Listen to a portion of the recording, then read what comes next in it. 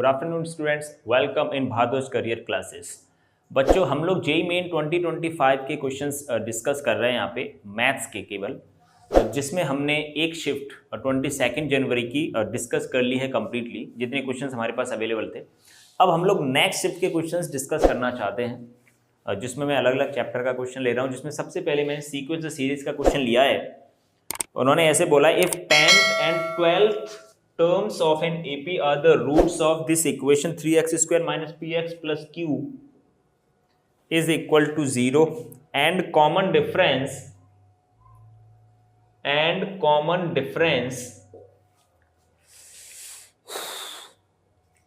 of this AP is 3/2।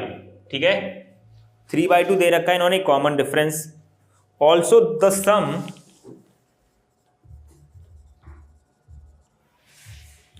The sum of first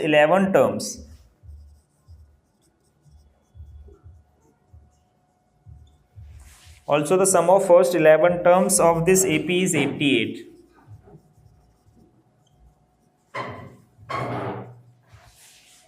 then q minus 2p। q minus 2p का value आपको बताना है। 625, 474, C option is 729 and D option is 476। ठीक है, ये है बच्चों क्वेश्चन आपके सामने अर्थमेटिक प्रोग्रेशन का। 10th टर्म और 12th टर्म किसी भी एपी का इसके रूट से,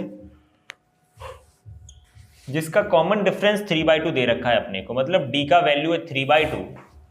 10th टर्म का मतलब A10 की अगर मैं बात करूं तो ये हो जाएगा आपका A + 9D A + 27 upon D।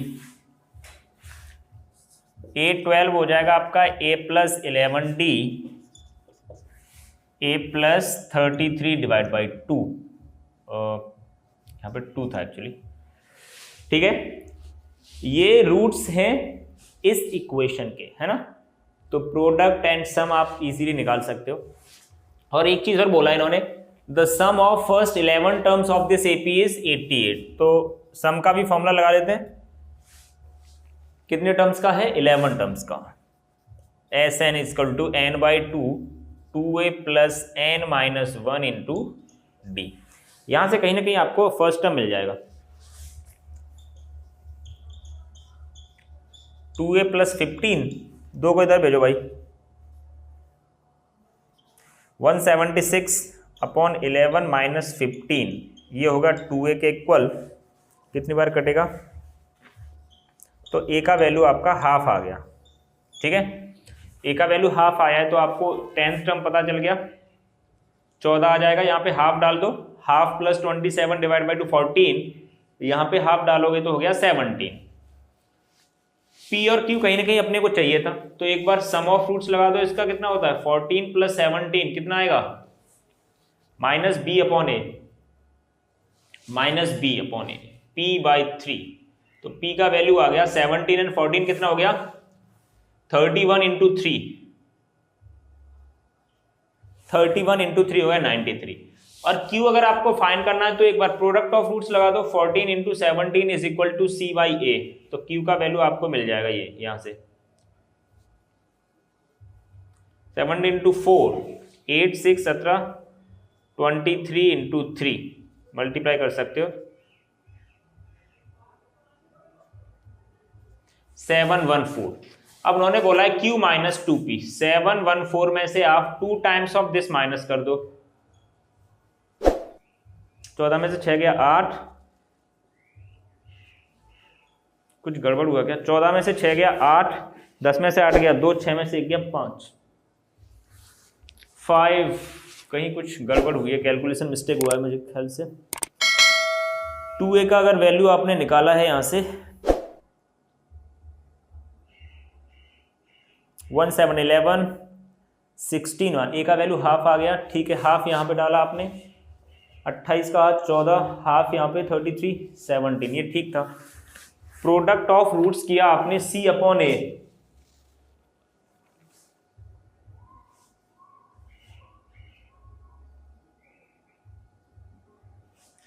9 2 11, ये भी ठीक था। फिर लफड़ा क्या हो रहा है, 17 + 14 कितना होता है, चल 11, 1 1 2 1 3, 31 × 3, ये भी सही है। Q - 2P 2 times of this, 6 18 14 में से 6 गया 8, कहाँ पे कैलकुलेशन गलती हो रही है यहाँ पे। If the 10th and 12th A + 11D 33 / 2 हो गया यहाँ पे, A + 9D 9 × 27 / 2। फिर सम ऑफ 11 टर्म्स लगाया है हमने, equal to n/2 2A + n - 1 × D, यहाँ पे 15 हो गया। 2 का इधर मल्टीप्लाई, 11 से डिवाइड, 11 7 में से 1 गया 6, 16 बचा, ठीक है ये भी सही है। 16 - 15 1, A का वैल्यू हाफ आ रहा है, ये कर तो एकदम सही रहे हम लोग। A का वैल्यू हाफ आया मतलब अपने को 10th टर्म पता चल गया, 10th टर्म और 12th टर्म भी पता चल गया। हाफ प्लस 33 33/2, 34 / 2 मतलब 17, और यहाँ पे डालोगे 28 / 2 14, यहाँ पे तो सही है अपना। 14 17 इसके रूट है, मतलब सम ऑफ रूट लगा दिया आपने, 14 + 17 93, एक बार प्रोडक्ट ऑफ रूट्स लगा दिया। क्या गड़बड़ है इसमें,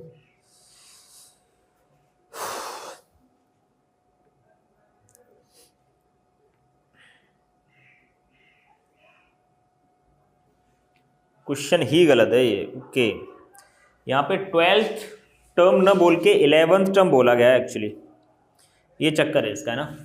इसके हिसाब से अपना आंसर सही आ जाएगा बच्चों, है ना। अपना आंसर ये जो भी है 528, ये जो इन्होंने बोला है उसके हिसाब से अपना एकदम करेक्ट आंसर है, ठीक है। क्योंकि जो क्वेश्चन में था एक्चुअली कुछ प्रिंटिंग एरर है, जो बच्चों से पूछा, जैसे बच्चों ने बताया वही डेटा यहाँ पे ले लिया गया है। तो यहाँ पे एक्चुअली 11th टर्म था, है ना, तो यहाँ पे बस 10D हो जाएगा, उसके हिसाब से आंसर मैच हो जाता। अपने हिसाब से अभी एकदम ठीक है, 528 ही आंसर आएगा अगर ये सब डेटा का यूज करके आप कर रहे हो, ठीक है। ये क्वेश्चन है।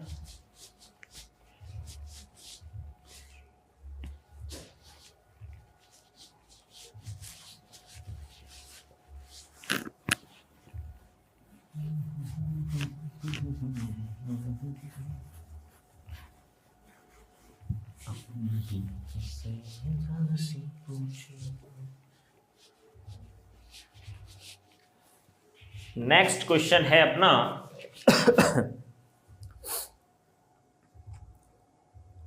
नेक्स्ट क्वेश्चन उन्होंने बोला है let f(x) is equal to, trigonometry का क्वेश्चन ले लेते हैं। Let f(x) is equal to 6 + 16 cos π/3 - x, ठीक है। cos अगला है π/3 + x,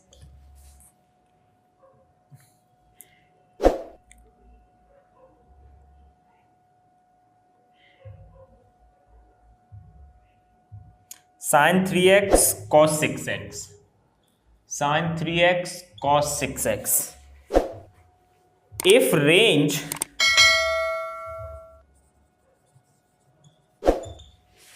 range of f(x) is alpha comma beta in closed interval alpha to beta, then the distance of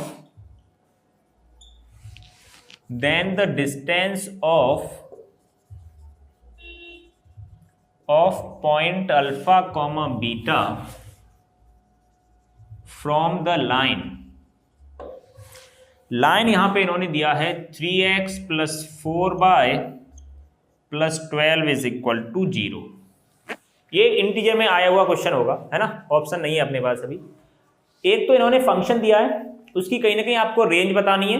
range इन्होंने alpha से बीटा दे रखी है क्लोज इंटरवल में, तो अल्फा बीटा की जो भी वैल्यू आएगी उसको उठा के यहाँ पे डाल दिया, एक पॉइंट कोऑर्डिनेट फॉर्म में दे दिया यहाँ पे 2 डायमेंशन में। तो उसकी डिस्टेंस आपको बतानी है एक फिक्स्ड लाइन से, परपेंडिकुलर डिस्टेंस के बारे में कहीं ना कहीं बात चल रही है।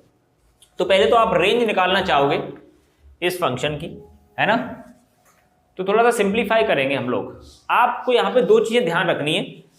एक ये आपको ट्रिग्नोमेट्री में डायरेक्ट एज अ रिजल्ट लिखाया जाता है, हमने क्लास में कराया भी है ये, कि अगर एक एंगल cos x नहीं है क्या यहाँ पे, cos x भी था कहीं, cos x भी है यहाँ पे ना, cos x sin 3x sin 6x, ऐसे ही था शायद, cos x sin 3x cos 6x, यहां पे है बच्चों cos 6x, ठीक है, ये क्वेश्चन था। तो जैसे एक एंगल cos में इन तीन टर्म को देखो, cos वाले, दिस वन एंड दिस, 1 2 3, एक एंगल है जो ये जो x एंगल है, और एक एंगल है जो 60 में इसी एंगल को ऐड करके है, और एक है 60 में से इसी एंगल को माइनस करके। तो कहने का मतलब ये एक रिजल्ट दिखाया जाता है आपको, cos theta cos 60 minus theta cos 60 plus theta, अगर ऐसे तीन टर्म है तो इनका एज ए रिजल्ट आपको याद करवाया जाता है 1/4 cos 3 थीटा आता है। और ये आता कैसे है, क्लास में हम लोग 2 cos a cos b create कर करके वो रिजल्ट लाते हैं यहाँ पे। तो अपन इसको अप्लाई कर लेते हैं एक बार, 6 + 16 इंटू 1/4, इस चीज की वैल्यू कितनी आएगी, इन तीनों को मिला के cos 3x, फिर है sin 3x cos 6x, ठीक है।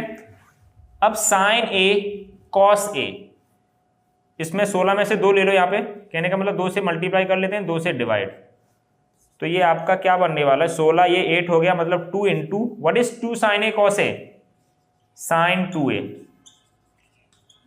ठीक है। ये fx की कहानी चल रही है, 6 plus what is 2 sin a cos a, sin 2 theta, 2 sin theta cos theta होता है sin 2 थीटा। तो ये फंक्शन है आपका। अब इसकी रेंज आप बता सकते हो भाई बहुत ही आसानी से, रेंज ऑफ fx बहुत ही आसानी से बता सकते हो भाई। sin थीटा की मैक्सिमम वैल्यू कितनी होती है 1, तो मैक्सिमम वैल्यू इसकी हो जाएगी 6 + 1 7, sin थीटा मिनिमम कितना हो सकता है -1, तो ये हो जाएगा 5। ये तो है बच्चों इसकी रेंज क्लोज इंटरवल में। जब इसी को आपने एक पॉइंट फॉर्म में बना दिया, ये पॉइंट है आपका 5,7, आपको इसकी डिस्टेंस बतानी है perpendicular from this line, that is 3x + 4y + 12 = 0। ये परपेंडिकुलर डिस्टेंस बतानी है, तो बहुत ही आसानी से आप परपेंडिकुलर डिस्टेंस निकाल सकते हो। ये वाली मॉडुलस नेगेटिव नहीं होती डिस्टेंस, तो हमने मॉड लगा दिया है। इस पॉइंट को इसमें डाल के सेटिस्फाई कराओ, मतलब x को रिप्लेस करो 5 से 15, y को रिप्लेस करो 7 से 28 + 12/√of a² + b², √9 + 16 √25, वो हो गया 5, 15 18 15 तो 17, सॉरी 15 18 कितना हो गया 8 5 13, 43 एंड 43 + 12 55, सो 11 आंसर आ जाएगा। तो जो भी शॉर्टेस्ट डिस्टेंस होती है किसी भी पॉइंट की एक लाइन से, परपेंडिकुलर डिस्टेंस ही होती है, तो वो शॉर्टेस्ट डिस्टेंस भी बोल देता तो भी अपन को यही करना पड़ता, क्योंकि शॉर्टेस्ट डिस्टेंस हमेशा परपेंडिकुलर के अलोंग ही आती है। तो इस तरीके से आप इन क्वेश्चंस को कर सकते हो इजीली। एक क्वेश्चन चलो पीएनसी का ले लेते हैं। इन्होंने कहा है 4 boys and 3 girls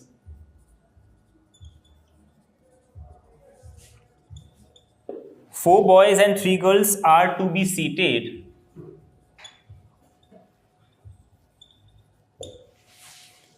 be seated in a row such that all girls sit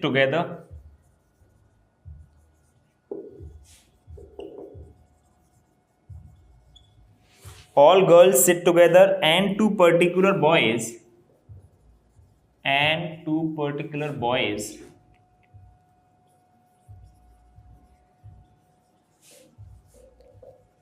B1, B2 are not adjacent to each other.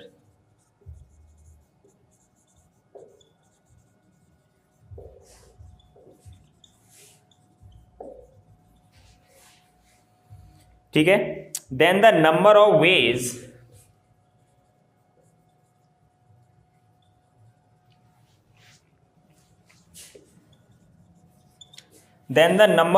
in which this arrangement can be done, in which this arrangement can be done. First option है 432, second option है 430, third option है 516 and D option है 1002। बात कुछ ऐसे है, 4 लड़के और 3 लड़कियों को आपको एक लाइन में ऐसे बिठाना है कि ये तीनों की तीनों लड़कियां तो साथ साथ बैठे और कोई भी 2 लड़के अगल बगल में ना बैठे, मतलब पास पास ना हो, कहने का मतलब। तो बात कुछ ऐसे है कि आपको इन 3 लड़कियों को तो पास पास बैठाना ही बैठाना है, G1 G2 G3, ठीक है। और ये जो 2 लड़के हैं B1 B2, ये पास पास नहीं आने चाहिए। मतलब अगर मैं थर्ड वाले लड़के और फोर्थ वाले लड़के को पहले अरेंज करने की कोशिश करूं यहाँ पे, तो अगर मैं B1 B2 को इन 4 जगहों में से 1 2 3 4 में से कहीं पे अगर बैठाऊं तो कोई भी 2 लड़के पास पास नहीं बैठेंगे, वो दोनों लड़के को, कोई भी 2 नहीं, वो 2 particular boys B1 and B2। This is called gap method, है ना। अगर 2 चीजों को आप पास पास नहीं बिठाना चाह रहे हो तो उसको गैप में डाल दो बाकी लोगों को बिठाने के बाद, है ना। तो 1 2 3 4, इन 4 में से कोई भी 2 गैप सेलेक्ट कर लेता हूं मैं। 4 में से कोई भी 2 गैप सेलेक्ट किए, वो कुछ भी हो सकते हैं, वो ये वाला हो सकता है, ये वाला ये वाला ये वाला ये वाला, वो सारे इसमें आ गए। एंड उन दोनों लड़कों को बिठा देता हूं वहां पे 2 फैक्टोरियल तरीके से। बात अभी खत्म नहीं होगी। एंड ये आपस में भी 1 2 3, ये पूरा एक यूनिट 3 फैक्टोरियल तरीके से बैठ सकता है। एंड ये तीनों लड़कियां आपस में 3 फैक्टोरियल तरीके से अरेंज हो सकती हैं, है ना। नॉर्मल परम्यूटेशंस का क्वेश्चन है ये। व्हाट इज 4C2 आप जानते हो, 4 factorial upon 2 factorial into 2 factorial and 3 factorial. 3 factorial कितना हो गया, 6 इंटू 6 36, है ना। ये कट गया और ये हो गया 4 इंटू 3 डिवाइड बाई 2, 2 फैक्टोरियल तो खत्म हो गया, 12 इंटू 36, 432 आंसर आ जाएगा, है ना। तो ये भी बच्चों जेईई मेन 25 के अंदर आया गया क्वेश्चन है, पीएनसी का सही क्वेश्चन है। आपको थोड़ा गैप मेथड याद होना चाहिए, है ना। 23 जनवरी 23 जैन का क्वेश्चन है, जिसमें अपने को जो जो कंडीशन उसने बोला है ना, बस वो एप्लीकेबल करवाते जाना है। वो कह रहा है 3 लड़कियां साथ बैठे तो हमने एक यूनिट में बंद कर दिया।